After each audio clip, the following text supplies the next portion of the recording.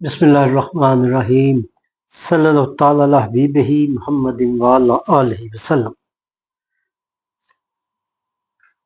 سیدنا عبداللہ بن مسعود رضی اللہ تعالی عنہ فرماتے ہیں، میں نے نماز پڑھی حالانکہ رسول اللہ صلی اللہ تعالی علیہ وآلہ وسلم و حضرت صدیق اکبر و فاروق اعظم رضی اللہ تعالی عنہما تشریف فرماتے۔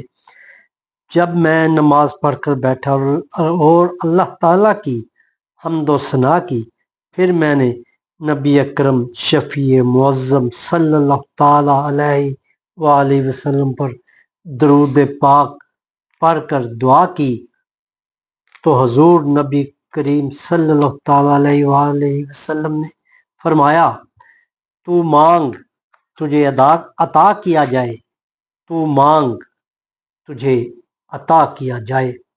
صلی اللہ تعالی علی حبیبہ محمد وعلی آلہ وسلم۔